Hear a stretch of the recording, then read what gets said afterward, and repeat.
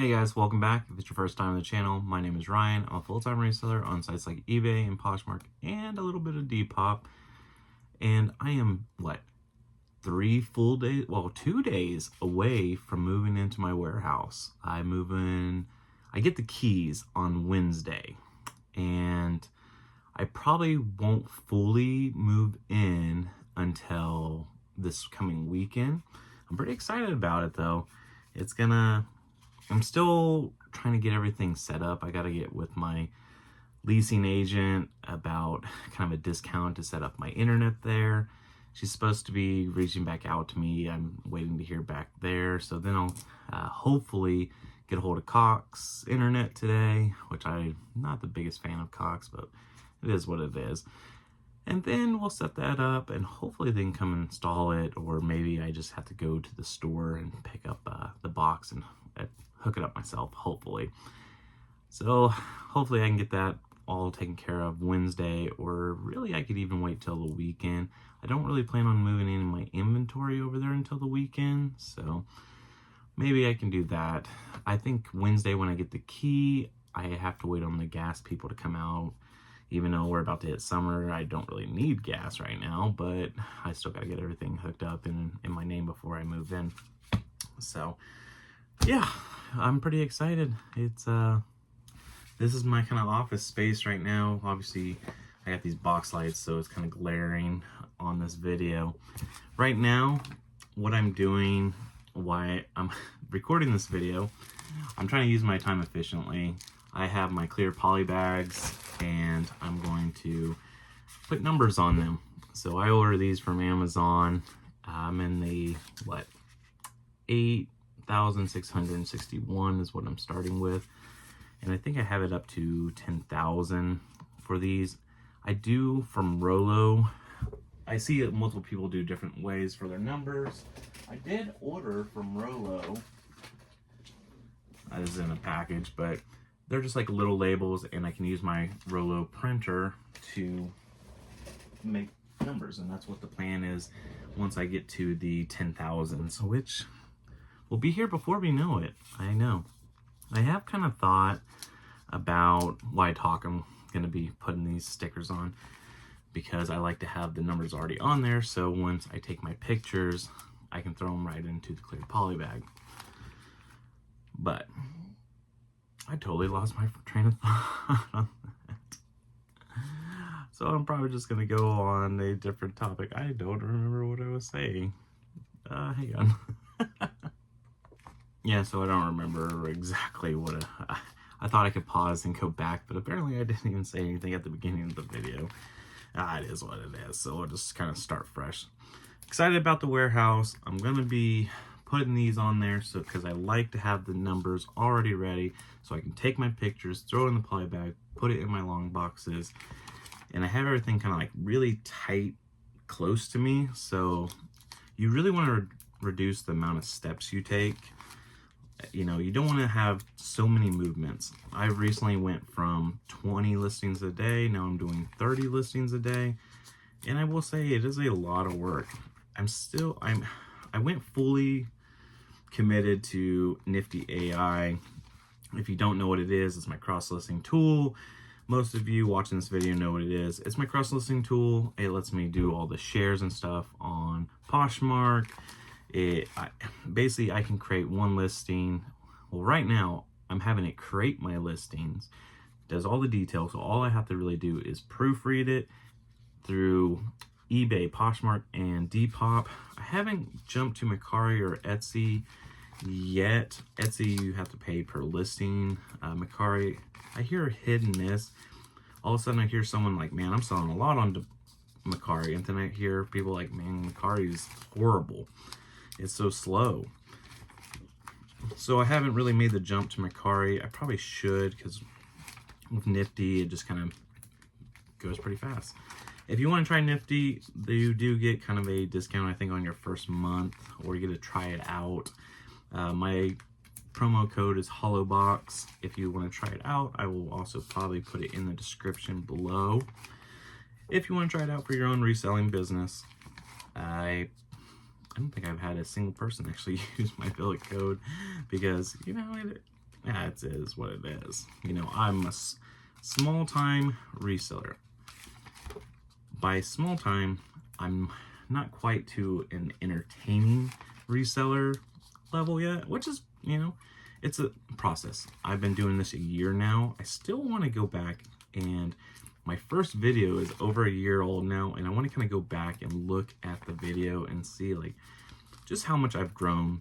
Like maybe in that first thrift haul video, was there something I still have? I don't know. So I kind of want to go back and do a reaction to my own video. I think that would be kind of cool.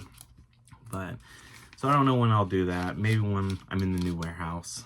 I do kind of plan on making like a recording area there. So man, I'm excited. Today's Monday right now. I hope everyone had a great weekend. I know I had a great weekend. I'm also using Nifty as for all my expenses, which is kind of great. So once I get fuel at the gas station, I can just go ahead and add it in. When I buy something at a store, I can go ahead and add it in right there. Obviously, keep your receipts. One thing I did find out though, which kind of I knew, but it kind of shocked me, is I was like, well, none of eBay's shipping is showing up on my expenses because I was kind of getting ready for my quarterly taxes. Also, do your quarterly taxes. Man, let's just say I owe a good amount this year, and I'm gonna have to set up arrangements, which I kind of knew. I'm gonna do my absolute best this year to follow those quarterly taxes and those estimates. So I've been using Nifty to kind of give a projection of what I truly made, and so I can pay that. So pay your taxes because they're gonna come for you anyways. I did file for my LLC, which is really quick. As soon as I filed for my LLC, I started getting all this stuff in the mail of like, hey, do you want to pay $100 to be a good standing business? Do you need to pay $100 for your labor law posters? I'm just like adding up. They're all going to be write-off expenses, but man, I had to pay $250 for my my electric down payment or deposit, and I had to pay like I think $50 or so for my gas. And I don't know yet with Cox. My renter's insurance is going to be $83 a month, which that's pretty good. I kind of figured I'm still going to be under the $1,000 mark a month for having this warehouse, which I think is a pretty good amount, I think, to have a good sized warehouse like I'm getting and being under $1,000. So it is across town roughly, but it's not going to be too far from me. I do plan on kind of doing a lot more work there, and you know, I can kind of go in everything whenever I want. I've already talked to the landlord about that.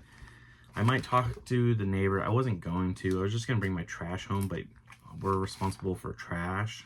So I'm still debating if I may just talk to my neighbor, see if I can borrow their trash, or I might just bring trash home. I haven't really decided quite yet. Also, I don't want to lose. If you got for trash, you have to basically lose one of your parking spaces. I have 3 parking spaces at this place, so I don't really want to lose that extra parking space, but we'll see. I thought about even in one of the parking spaces, if they would allow it, is put a donation box there. I don't know. It could work. It could not work. But if I happen to see one at the right price and they would allow it, why not? I feel like that might be better for business, possibly. Then I gotta sort through a bunch of junk. That's the problem. But I can always take it with me when I go to Goodwill and Salvation Army and things like that. So there's so much still I'm learning. But when I did my taxes, for my quarterly taxes, I was like, oh yeah, man, I made all this. But you actually have to go in and select in Nifty after you've shipped the item. You have to hit refresh for it to upload what you actually paid for shipping. Well, I hadn't done that this whole past quarter, so when I was like, oh yeah, I've made this amount, well, it dropped a lot, and I'm like, oh man. But it's kind of weird, like you make a good amount when you're a full-time reseller and trying to do the volume I'm doing. But the thing is, you kind of forget your income may be a little bit lower because you're living on a lot of the expenses that are written off. So like my home insurance right now, or not home insurance, but my internet bill right now is a write-off. This 10 by 10 room is a write-off. The shed I bought is a write-off. The depreciation value on my truck I bought is a write-off. All the fuel and maintenance of my vehicle is a write-off. So, I mean, I can't really complain too much, I guess, with that. It's pretty great. When I hired my CPA, that was a write-off, even though it was for me and the business, but I'm using it as a write-off because normally I would just use like TurboTax or something like that. I know this video is just kind of like me rambling about everything going on. I appreciate anyone that's made it this far. Please give it a like, and if you've learned anything, please comment something, just say hi. I really appreciate it. I did have someone on my Facebook page, and if you have Facebook, check my Facebook. Follow me over there. I really appreciate it. I'm actually really active over there. YouTube, I love just kind of doing my vlogs and talking on them because I guess I could try it more on YouTube, but I don't know. It's easier to do, or not YouTube, but Facebook. It's just easier to do it on YouTube, and then Facebook, I do like post all the time and things like that. So, but I did have a question over on my Facebook. Sorry for rambling again, but someone asked me, kind of wanted to see my process of how I take my pictures. So I'm gonna do a quick little video of that. I'm probably gonna have to do kind of multiple camera angles for this because it's just me, but so I have these pants right here. It's got a tag. First step, just cut the tag off. I personally, depending if you actually paid for it or not, I like to take a picture of the tag. That's just what I do. It's just, you don't have to do that, but some people can have a good memory and know what they paid for something. So I usually will take a picture, but this one I actually got the Goodwill bins. So that's kind of my first step. Take a picture of how much you paid for the item. Usually if it's like Salvation Army, I just already know that I paid most likely half price for it. Next item, or next thing, is I put it on a hanger.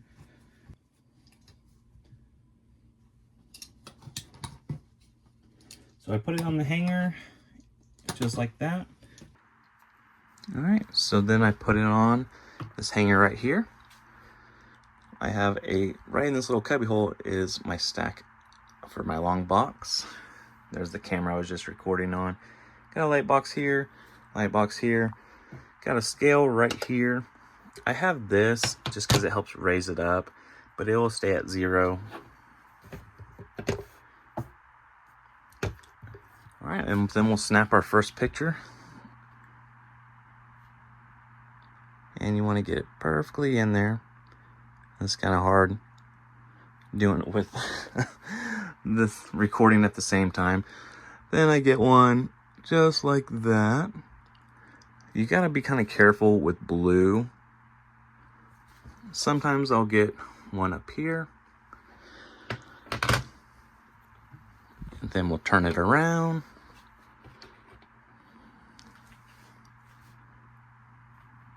Hopefully these pictures turn out good because this is kind of hard doing it this way. And I get one like right there.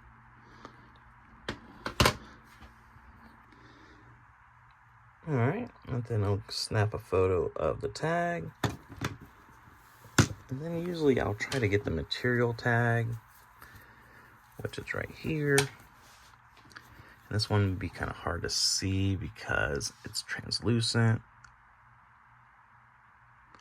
Okay, and then usually I'll try to see, this one's just a barcode, but sometimes it'll say the name of the item. This one doesn't. All right, from there, we will do our measurements. All right, so I usually just, for pants, I usually try to get it like that. I will say this is incredibly hard doing this one-handed. Then we'll snap a photo there. Then I usually lay it out. But this is just kind of what I do. Put it right there on that inseam. And one right there. And I usually just take a picture of the end. And what's funny is you see all this chaos, but the customer won't see it. Then I grab my little poly bag right here. Once again, kind of minimal steps. I really don't put my phone down that much. Now, I'm gonna have to put this in here, which I'm gonna do real quick.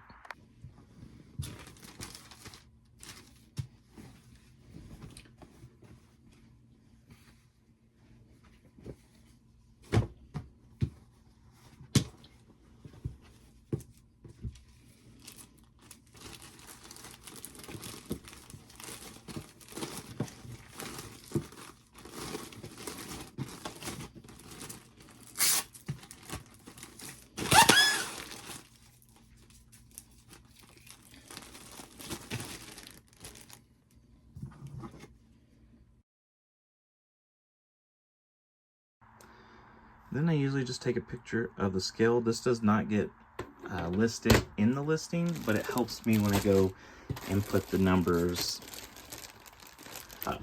I do calculated shipping now. I don't do flat rate shipping. That goes in there. I'm gonna take you over to Nifty. This is how I upload my photos, the ones I just took. Once you select your photos, they'll go ahead and load into the program. Sometimes it takes a minute depending on your internet service or access. Once they're loaded, go ahead and scroll down. You'll hit generate listing. Select the photos you want. You can only use 8 photos. So you want the ones that are going to read the description the most. That's going to be useful for filling out all the item specifics that are in eBay, in Poshmark, and also Depop. This process to generate just takes a couple of seconds, sometimes even up to a minute, but then it will generate it. Then you scroll down. Before you do anything, you want to save the draft. I didn't in this scenario at first, but save the draft first because sometimes it will refresh on its own. Go ahead and add your SKU number. For my SKU number here, I got it from the bins, so I'm going to put bins, cost of goods, I'll put $2. Because it weighed about a pound, I'm just going to put $20 right now for the cost. And I'll scroll down and I'll go ahead and put my package weight, which is going to be 1 pound, 9, 11, and 4. Then I'll scroll down and also do it on Depop as well. Once you're done filling out that, go ahead and hit save. And now, I'm not sure if that video was kind of helpful. It was kind of hard doing with recording with one hand and using the phone. But for the most part, that's what I do is I try to get the full length. I do the upper length. If it's kind of sometimes pants or blazers, I'll do the lower length. And then I'll go on the inside usually of the tags or the size, the material tags, things like that, or a style name. I'll turn it around, take a picture of the back full in, then up close, and then I do my measurement for pants. It's waist, rise, and inseam, and if it's boot cut, I'll do the width of the leg opening. And for shirts, it's usually just pit to pit and length here to here. If it's a dress shirt, I will also do the length of the sleeve. And blazers, I will do not only length of the sleeve as well, but I will do shoulder to shoulder, and then also length right underneath the collar of a blazer or sports coat and down to the end. So those are kind of the measurements I do in my pictures. I don't really get asked that much for extra pictures, but there are occasionally I get asked like, hey, what's the thigh width on pants? Or sometimes they want the collar size, which has only been asked once since I've been doing clothing. But yeah, that's pretty much how I take my pictures. I usually try to block out about an hour time, sometimes 2 hours time, and I just try to do as many as I can. Sometimes it's an hour, and then I do something else, and then knock out another hour, and just go through the flow until like basically like a box is filled. A box for the most part will fit about 25 items, I think, 25 to 30. So that kind of gives me a good idea. Like if I started with a fresh box, that's pretty much almost the listings I do a day. So that's what I kind of try to focus on. So if you found this helpful in any way, once again, or just wanted to hang out with me, I really appreciate it. Please, once again, please give it a like so it can reach other people. And comment something below. Maybe you want to ask about me. Like I said, we got, not tomorrow, but the next day on Wednesday, we will be getting the keys of the warehouse, and I hope to make a video kind of about that as well. Please subscribe if it's your first time, and we'll catch you next time. Bye.